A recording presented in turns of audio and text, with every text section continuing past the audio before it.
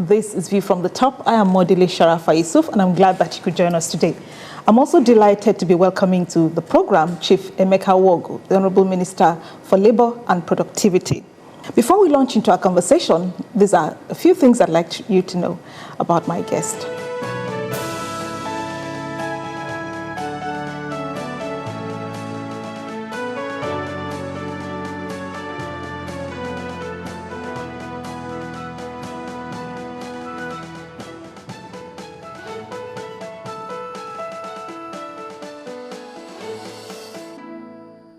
Honorable Minister, thank you for joining us. Unemployment is a big problem. And that's an understatement. How can we bring it down? Well, when people talk about unemployment, they try to situate it only, within the African continent, and particularly Nigeria. But this unemployment problem is global.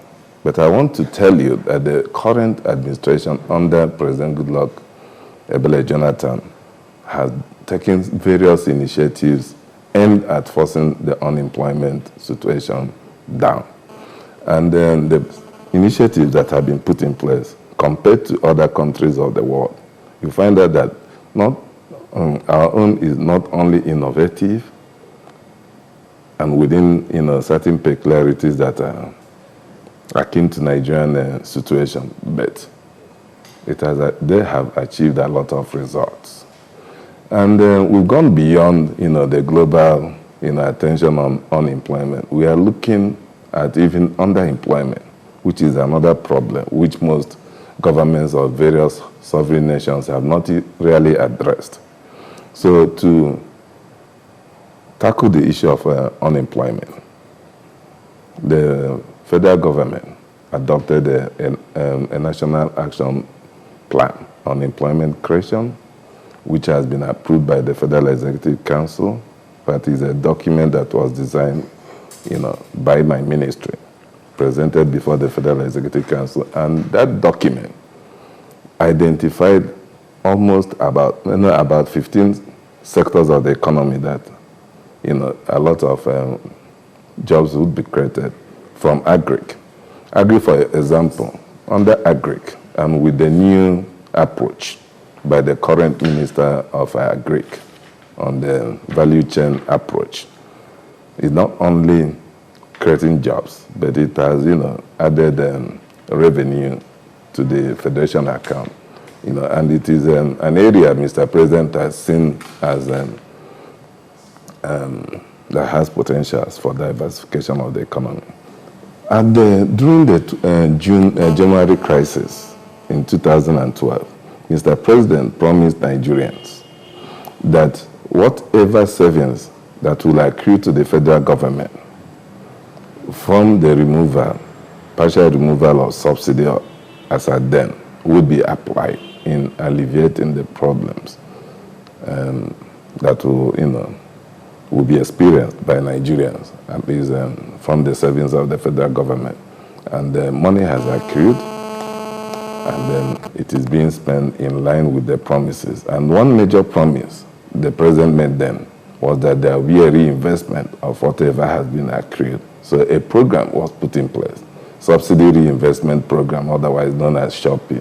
And under the SHOPI program, there are 8 components. So you have the graduate internship scheme, you have the maternal child health program, you have the community service women youth empowerment, you have under FEMA, you have vocational skills. And the whole 8 have succeeded in creating job opportunities, both for unemployed youth and the vulnerable members of the society, which include people living with various forms of disability. But the one that is domiciled in my ministry, the CSWYE, we've succeeded in the first stage by putting in 3,000, youths under the scheme in each of the 36 states. Isn't this like just a drop in the ocean, considering the enormity of the unemployment problem? That is for one component. I'm talking about all of these initiatives. No, when I the come, I Shopee- will tell you that, you know, once we aggregate it, you'll find out that we've created millions of jobs. An example, under Agric, with all the activities going on in Agric, and with the recent briefing of the Minister of Agric, more than 1,500,000 jobs have been created there, direct and indirect. There are a lot of road rehabilitation going on. As they go on, a lot of jobs have been created. So I'm talking about the one that is already domiciled here. So in all, we've created hundreds of thousands of jobs. And that is not without prejudice to other activities in the various 8 components of the program. Then there is a local employment content initiative of the federal government, which made it mandatory for each contract and program of the current administration to indicate the number of Nigerians that have been engaged by such program.